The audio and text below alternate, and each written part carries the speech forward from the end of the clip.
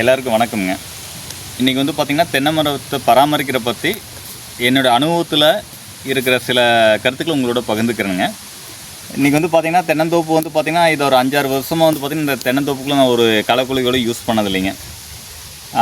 ரவுண்டப்போ இல்லை வேறு எந்த ஒரு களைக்கொல்லியும் யூஸ் பண்ணாமையே மாட்டு விட்டு மேய்ச்சிக்கிட்டு இந்த பக்கத்து காடு பார்த்திங்கன்னா இந்த மாதிரி பில்லு வரும்பொழுது மாட்டு விட்டு மேய்ப்பணுங்க.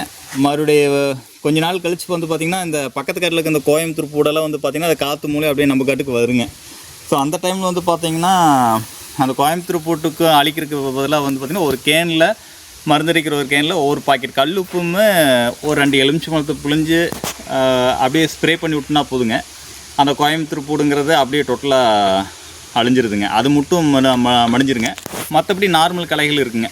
ஸோ இது வந்து பார்த்திங்கன்னா மாட்டை கட்டி தான் மேய்ச்சிக்கிட்டு இருந்தானுங்க. இதில் ஒரு சின்ன ட்ராபேக் என்னென்னு பார்த்தீங்கன்னா, இப்போ ரீசெண்டாக இது ஒரு களை வந்ததுங்க நம்ம தோப்புக்குள்ளே. இது பேர் என்னன்னே தெரிலிங்க. இந்த களையில் வந்து சாப்பிடும் பொழுது வந்து பார்த்திங்கன்னா மாட்டுடைய பால் வந்து பார்த்திங்கன்னா கசப்புத்தன்மை ரொம்ப அதிகமாகிடுச்சுங்க. ஸோ அதனால் என்ன பண்ணலான்னு பார்த்துட்டு வெகு நாள் யோசனைங்க.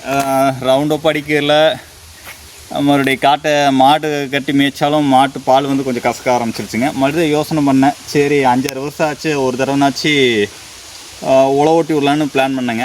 அப்படி இருந்தபோது வந்து பார்த்திங்கன்னா ஃபஸ்ட்டு இதை பற்றி கொஞ்சம் நல்லா தெரிஞ்சுக்கலான்னு பார்க்கும்போது தென்னந்தோப்புக்குள்ளே முடிஞ்சளவுக்கு உழவுகள் வேணான்னாங்க.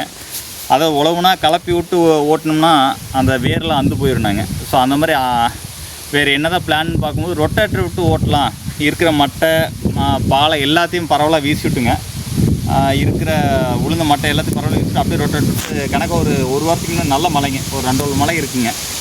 ஸோ அதில் வந்து பார்த்திங்கன்னா உழவு ஓட்டி விட்டோமுங்க. உழவு ஓட்டின பிறகு வந்து பார்த்திங்கன்னா எப்போயுமே இப்போ ஒரு 4-5 வருஷமாக நானே தான் வட்டைப்பாத்தி கட்டுவேனுங்க. ஒரு 3 அடி தள்ளி மரத்தை சுற்றி. இப்போ எக்ஸாம்பிள் இந்த மரத்தை பார்த்திங்கன்னா மரம் இப்படி இருக்குதுன்னா வந்து பார்த்திங்கன்னா ஒரு 3 அடி தள்ளி இப்படி மம்ட்டிலேயே வட்டைப்பாத்தி எடுத்து விட்டணுங்க.